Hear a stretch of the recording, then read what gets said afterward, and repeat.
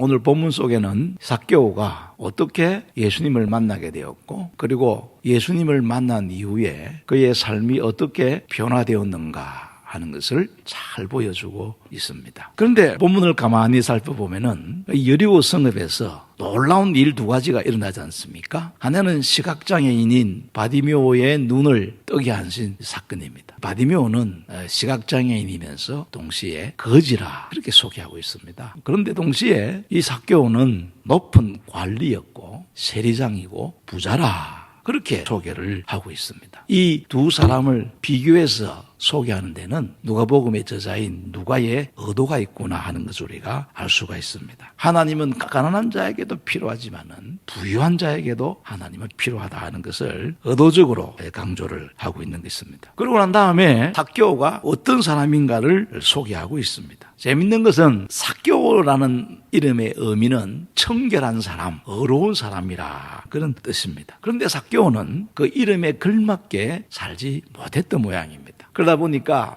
예수님께서 삭개오의 집에 유하겠다 그렇게 말씀하니까 어떻게 예수님께서 백성들을 괴롭히고 백성들을 착취해가지고 부자가 된 저 악한 사람의 집에서 그와 함께 유하려고 하는가, 이렇게 사람들이 막 수군거린 것을 보니까 이 삭개오의 인생이 그렇게 아름답지 못했던 모양입니다. 그것을 잘 증명해 주는 것이 뭐냐면은 세리장이요, 그다음에 부자라는 단어입니다. 예수님 당시에는요 로마에 속국하여 있었기 때문에 이 세리장의 권력이 막강했습니다. 로마의 막강한 권력을 이용해 가지고 자율적으로 백성들에게 세금을 부과할 수가 있었고, 일정 금액의 세금만 로마에다가 제공하고 나면은 자기가 마음대로 돈을 이렇게 착취할 수가 있었던 것입니다. 그렇기 때문에 그 당시에 세리장과 세리들은 죄인 취급을 받았습니다. 3절 상반절에 보면은 예수님이 여리고성을 지나간다는 소식을 듣고 예수님을 보고 싶어 했다 그렇게 이야기하고 있습니다. 삭개오가 막강한 권력도 가져 있고 엄청난 부를 축적한 사람이었는데 갑자기 그의 마음속에 예수님이 보고 싶은 마음이 생겼다. 이 마음은 중요합니다. 왜 예수님을 보고 싶어 했을까? 일종의 호기심이었다고 보는 것이 옳을 것 같습니다. 왜냐하면은 지금 여리고 성읍에 난리가 났습니다. 예수님께서 눈이 먼 사람을 고쳐준 사건, 그리고 그 일 때문에 수많은 여리고 사람들이 예수님을 따라다녔던 이 사건들을 그도 알고 있었기 때문에 삭개오도 예수님이 어떤 분인가 확인하고 싶고 만나고 싶은 마음이 있었던 것입니다. 중요한 것은 예수님을 만나고 싶다라는 마음이 생겼다는 것이 중요합니다. 우리가 신앙생활 하다 보면은 말씀을 읽고 또 기도를 하고 예배를 드리게 될 때에 하나님께서 우리에게 종종 감동을 주실 때가 있습니다. 다르게 표현하면은 하나님의 말씀이 귀에 들릴 때가 있습니다. 소리로 들리지 말씀은 귀에 안 들리는 경우가 참 많습니다. 말씀이 귀에 들리면은 그때부터 우리의 삶에 변화가 일어나는 것입니다. 개인적으로 기도할 때든지 성경을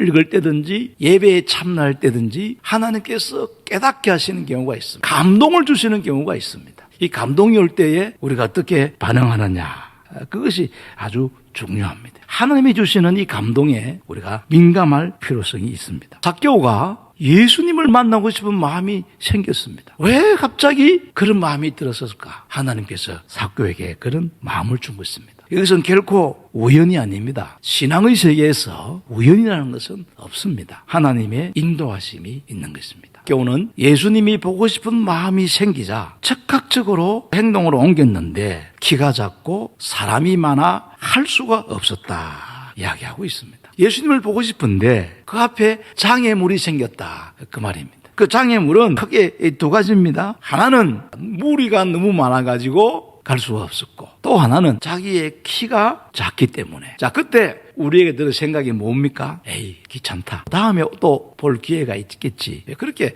생각하고 쉽게 포기하는 경우가 많지요. 우리의 신앙생활에서 장애물이 있으면은 혹은 방해물이 있으면은 대부분의 사람들은 포기를 합니다. 그런데 삭개오는 포기는 하지 않았습니다. 삭개오가 예수님께 나아가려고 하니까 두 가지 장애물이 있다는 것이지요.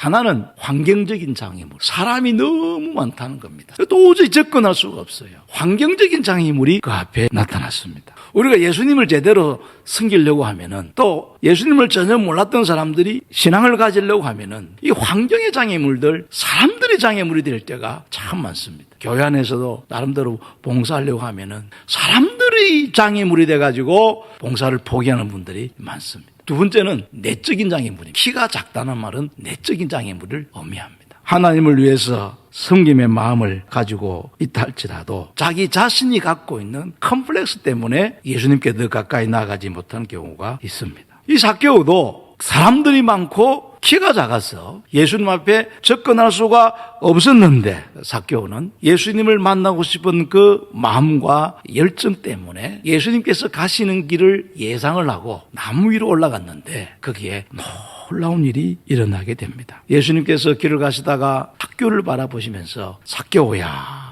그렇게 이름을 부르면서 오늘 내가 너희 집에 유하겠다, 그렇게 폭탄 선언을 하게 된 것입니다. 삭개오는 아마 큰 감동과 충격을 받았을 것입니다. 지금까지 한 번도 만난 적이 없는 저분이 어떻게 내 이름을 알고 있을까? 그뿐만이 아니라 모든 사람들이 죄인 취급하는 나와 오늘 밤에 함께 거하겠다, 그 말씀을 들었을 때에 이 삭개오는 크게 감동을 하게 됩니다. 저분이 도대체 누구기에 내 이름을 알고 부를까? 그 다음에 제2막이 우리들에게 소개되고 있는데, 예수님을 만나고 난 이후에 어떤 사람으로 변했는가? 그날 밤에 예수님이 삭개오 만나가지고 무슨 이야기 했는지 언급하고 있지는 않습니다. 아무튼 예수님과 대화의 시간을 가졌던 그 삭개오가 예수님의 말씀을 듣고 완전히 변화된 사람으로 등장합니다. 오늘 말씀에 보면 이렇게 말하지요. 예수님 앞에 서서 말하되, 예수님, 제가 내 재산의 절반을 가난한 사람들을 위하여 내어놓겠습니다. 그렇게 말합니다. 그리고 세금을 과도하게 매겨서 도적질한 일이 있으면 내가 4배나 갚겠나이다. 그렇게 말합니다. 예수를 믿으면은 삭개오처럼 해야 된다, 그렇게 말하는 것은 아니지요. 그런데요, 삭개오가 이렇게 말한 데는 예수님에 대한 칭호 속에 나타나 있습니다.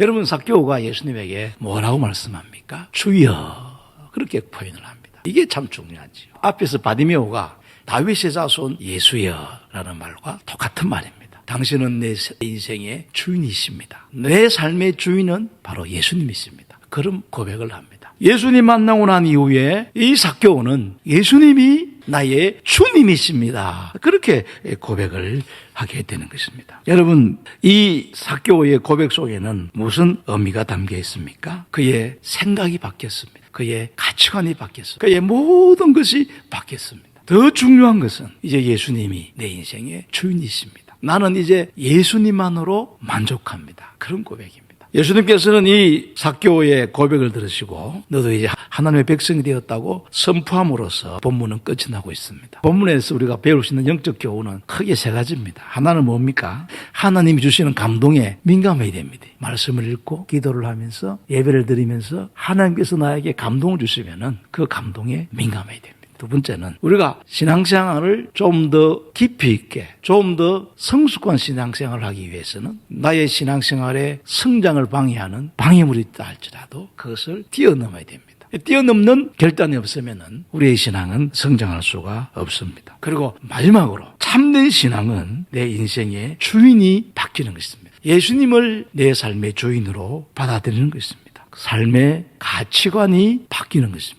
이제 예수님만으로 만족하겠습니다라는 그런 고백이 진정한 신앙생활이라고 이야기할 수가 있습니다. 우리 모두에게 정말로 진정한 하나님의 사람으로 살아가기를 다짐하는 은혜의 시간이 되기를 주님의 이름으로 축복합니다.